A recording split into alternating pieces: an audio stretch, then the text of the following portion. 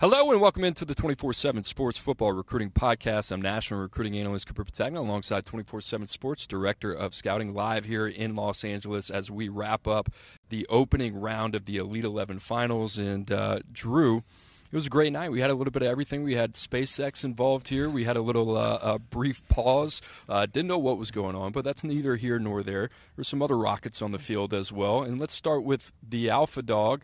You and I have put our heads together along with the rest of the scouting team. I think there was one clear-cut guy that kind of stood among the rest. Well, there was some debate behind the scenes, right? There was two guys that I think were the best of the bunch, and it was Tavian St. Clair, the Ohio State commit, and then Alabama commit Keelan Russell. I thought those guys separated themselves from the rest of the pack. They looked like they were in a level of their own. And this is just the opening workout, right? It was 2 hours on the field, not a ton of pressure, throwing to stationary targets and also moving targets. They had some good wide receivers out here. Tavian St. Clair gets the nod. I think that it's going to be back and forth here over the next 2 days as to which one finishes as our MVP, our alpha dog for the week, and then the Elite 11 Finals MVP. They did the rail shot challenge towards the tail end of the night. When Tavian St. Clair went, all the other finalists were looking at him. It felt like there was some buzz. Same thing for Keelan Russell, right? It seems like everyone in attendance kind of knows those are the two dudes. We wondered who the alpha was going to be. I think those two guys, far and away, you kind of come away. I mean, after the first 20 minutes, I think you and I kind of talked about it. Who are the two guys that have kind of separated from the pack?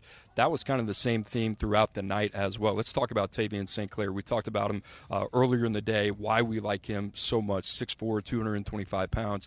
It was the first time for me seeing him live in person, Drew. I think the biggest thing is he's a big athlete, and we applaud it. KJ Lacey, the way that he moves in the pocket. KJ Lacey's about 5'10 plus, 5'11. At 6'4", Tavian St. Clair makes it look pretty easy, smooth, mechanically, can get the ball anywhere he wants on the field, three-level passer.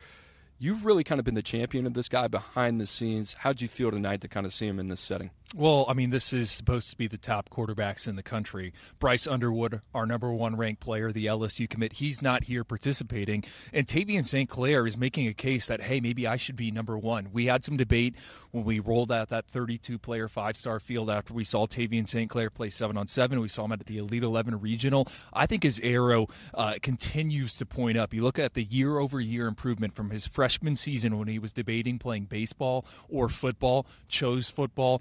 Smart man. He's going to make a ton of money, I think, one day when you look at that frame. Coop, I've been thinking about this ever since that workout wrapped up. If you took Tavian St. Clair and you put him on this Elite 11 field last year, I think we'd be having the same type of reaction. He is Dylan Raiola, but an athletic Dylan Raiola, right? And he can move so well. Clean mechanics, you said it. I didn't think there were many bad throws. Let's talk a little bit about Keelan Russell, committed to Alabama, had the recruitment. Obviously, he was committed to SMU for quite some time, flips to the Crimson Tide. I want to put you on the spot here. One word to kind of describe what you saw from him tonight. Playmaker. And then can I throw another one in front of it? Elite playmaker.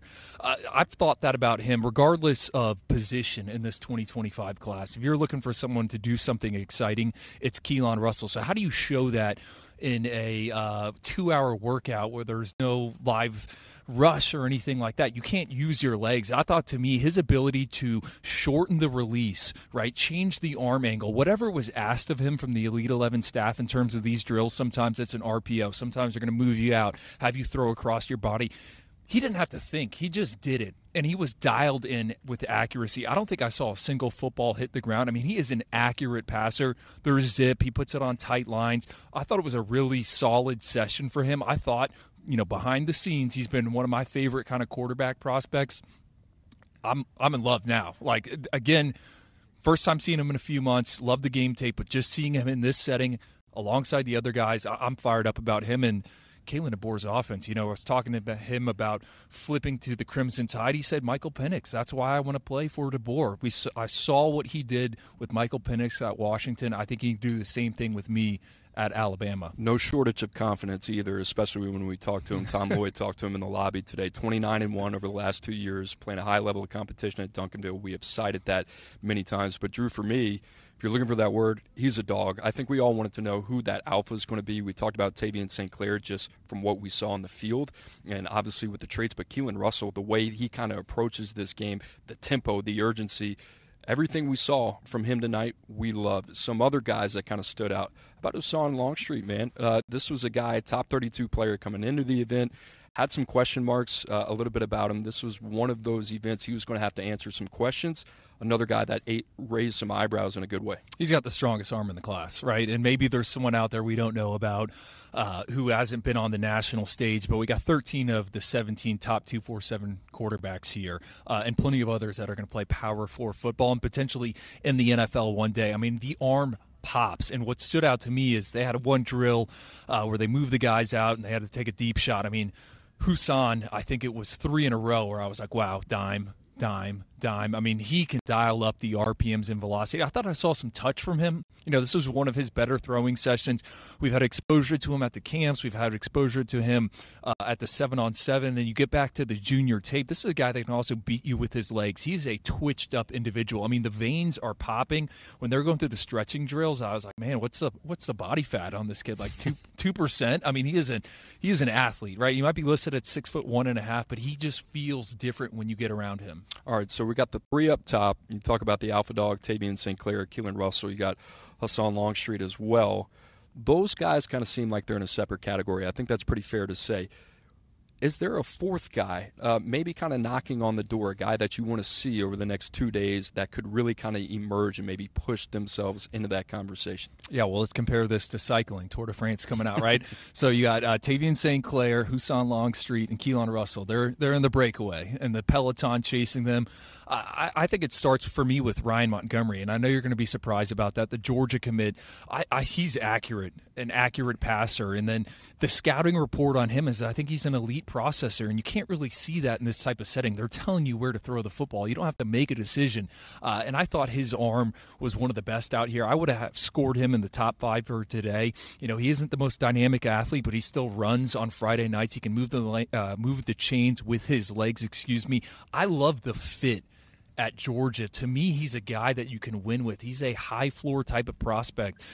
Georgia heading into the upcoming season with Carson Beck. I don't know how much big of a difference there is between Carson Beck coming out of high school and Ryan Montgomery. I just love that fit. So for me, I would say Ryan Montgomery. I know you got some other ones. You thought Deuce Knight came on there. I like Deuce Knight. You know, streaky, I think is kind of the word, but kind of put it together, got better as the night went on. And the other thing is, if you saw Deuce Knight a year ago compared to where he is now, we also talked to him today. He started working with a private quarterback coach in March. He's come a long way, so I like what he has done.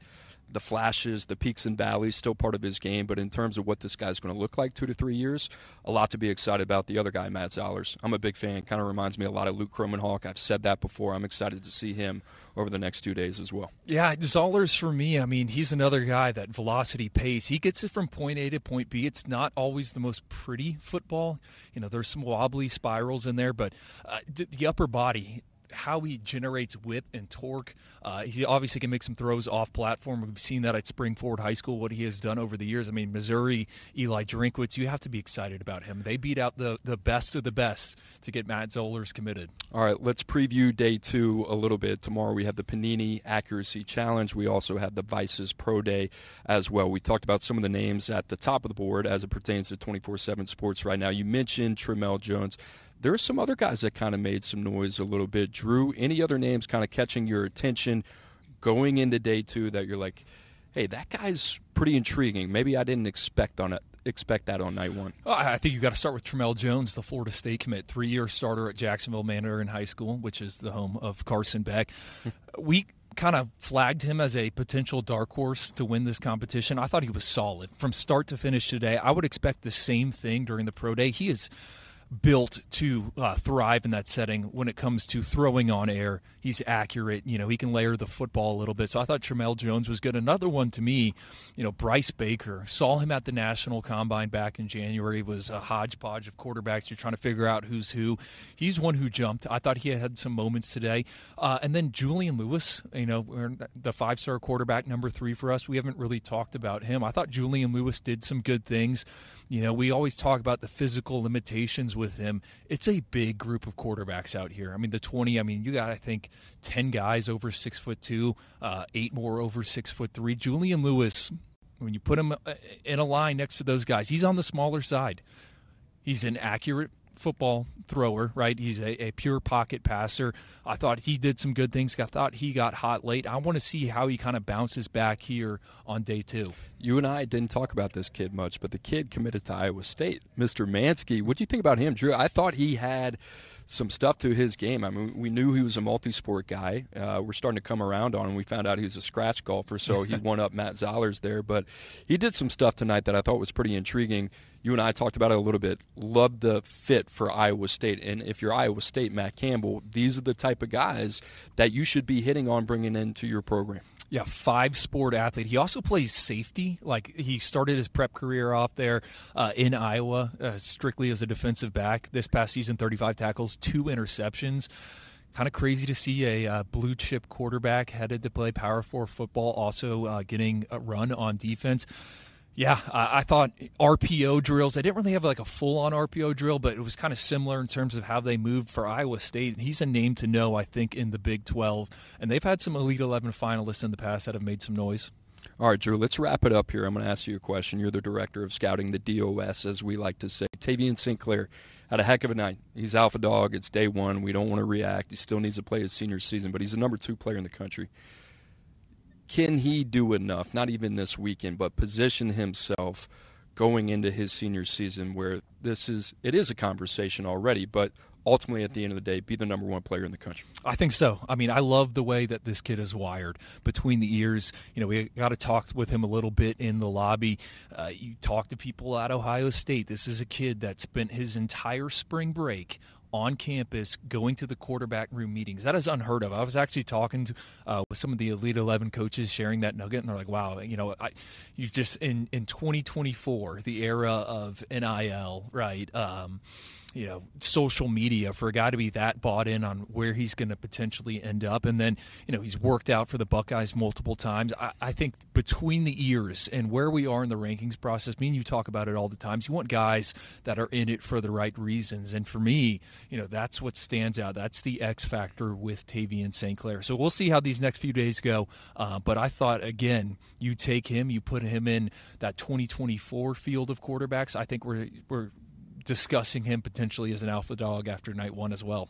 Great opening night here in Los Angeles at the Elite 11 Finals. And guys, for all the information that you need for the Elite 11 coverage and recruiting, wall-to-wall team rankings and everything else, make sure to check out 247sports.com. For Andrew Ivins, I'm Cooper Petagna. See you tomorrow.